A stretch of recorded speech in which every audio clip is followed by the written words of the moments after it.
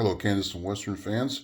Today it's time for another how I designed a scene video for the series I've been doing about how I've been doing track plans for these scenes and why.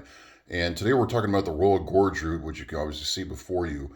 On many of my trips to Colorado, I've traveled US 50 from Pueblo to Salida, and along that route is the Royal Gorge Route, at least a good portion of it. And this is more or less what it looks like.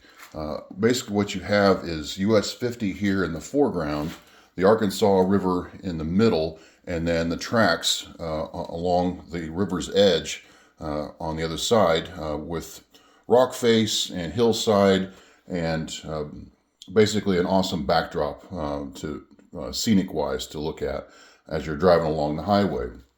So this is a pretty fond memory of my youth, watching for trains, just seeing how the tracks would wind along the river and along the rocks, and it was just kind of neat to see. So this is a fond memory from my youth that I wanted to reproduce on the layout, and so I dedicated this whole wall, which, given the curve down here and down to this edge here, I would say is close to about 20 feet of space. So that's what I've reproduced here. Due to the space that I gave myself, which is about 2 feet from the foreground to the wall, I kind of ended up reproducing a part of the scene that isn't viewable from the road. And that part is pretty much the Royal Gorge itself, pretty close to where the Royal Gorge Bridge covers. And this is an area where the tracks are very close to the river, and it is a sheer rock face wall next to the tracks. Because this is the narrowest part of the river at the gorge itself. There wasn't a lot of space to add the tracks, and I added this because it was much easier to do this rock face in about 2 to 3 inches of space than it was to do more of a gradual hillside.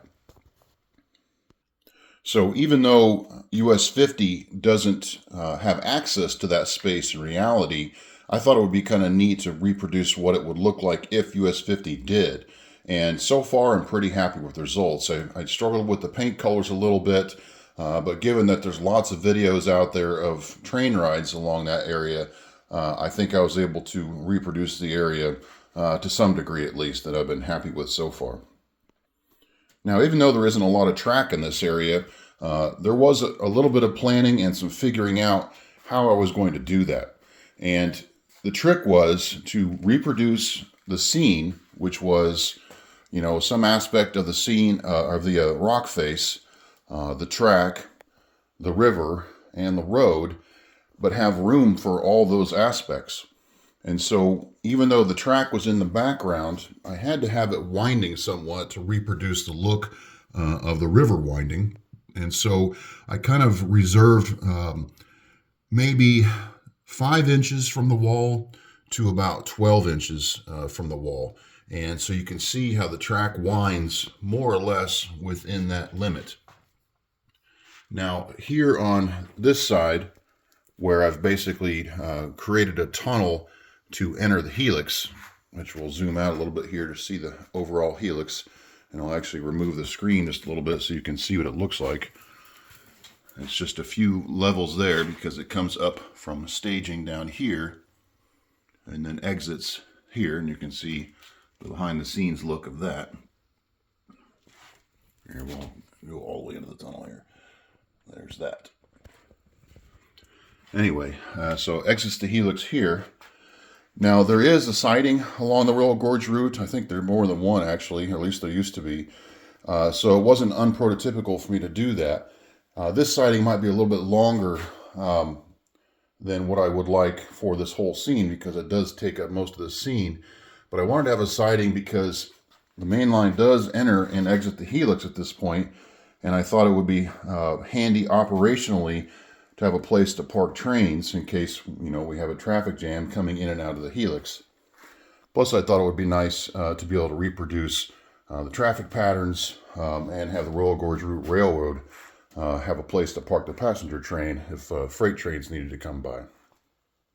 Anyway, as we move down, you can see the siding concludes at this end right before the curve, which then just allows the track to move on its own, a single track, as it progresses over into the Canyon City scene.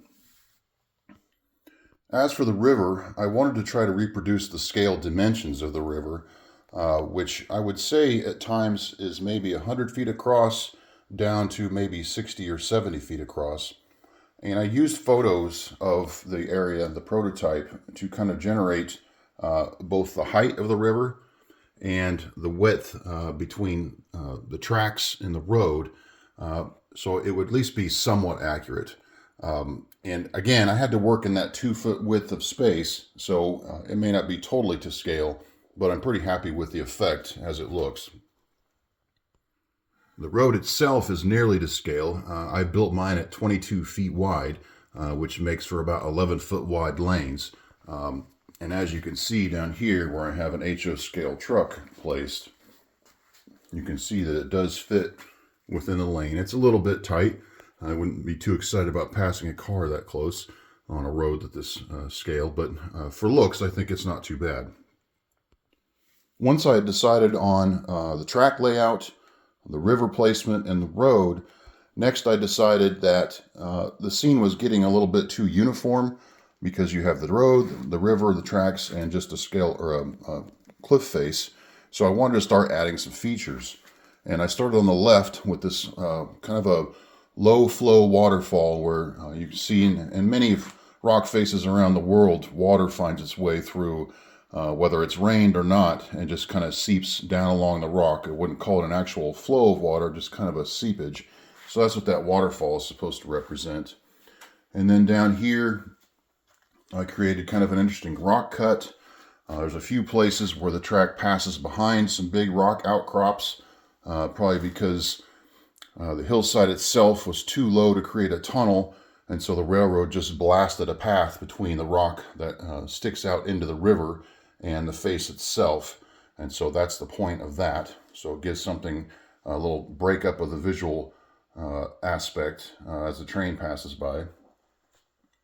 And then down here, I wanted to add a bridge because there are a number of places where snow melt comes off of the mountainside and drains into the Arkansas River.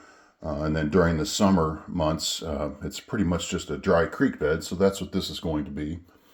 And then I wanted to add at least one backdrop just to help illustrate the scene that we're in. And although this is the backdrop I used isn't exactly what I was going for, this is a commercially produced backdrop. There's not really any vistas like this along the Royal Gorge Route, at least in terms of looking from the road across the tracks. There are cuts in the mountains, but you can't really see this view. It's more just a closer hillside that would be in the background. However, if you look down the road in several areas, you can see this view. And so I basically blended the two visual aspects that I wanted to have and added this more distant mountain scene because I wasn't going to really have space or the ability, given that I was going to have that tunnel down there, to do something like that. So there are many places when you're driving US 50 along the river where you can look off into the distance along the road and see scenes like that. So that's why I added that. And then I wanted to add a little culvert here just for some more interest along the river. And then this bridge that I'm working on is actually a drainage bridge that's very close to the Royal Gorge Bridge itself, where I'm guessing after years after the tracks were laid, they've probably found that they were having runoff issues that were washing out the tracks, because not far after the gorge, there is a hillside cut where water drains down and then drains down right down onto the tracks. So they built this concrete bridge to allow the water to drain on the bridge over the tracks and down into the river, which it's a very interesting little feature. I've never seen that before. It definitely stands out for the Royal Gorge Route itself. So that's what I'm trying to recreate here. This pink foam that you see here is just going to be a rock cut that the bridge was built onto. And then further on around, there's a few places not far outside of Canyon City where they've had to install rail reinforcement to help support the roadbed and help keep the ballast from falling off. So I added those. And then here's just another culvert that it's added for drainage. So I added all those features just to break up the scene a little bit so it wasn't just road, river, track, rock face.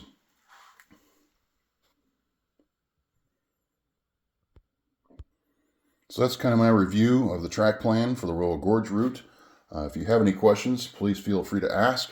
If you have any suggestions about what could have done better, even though this is more or less complete on my layout, if anyone else is interested in building a river scene on their layout, any suggestions about what could have been done differently might be helpful to them. So please feel free to add that. I won't take offense. And if you have any questions, again, leave those in the comments below. I guess that's it for now. Thank you all for watching.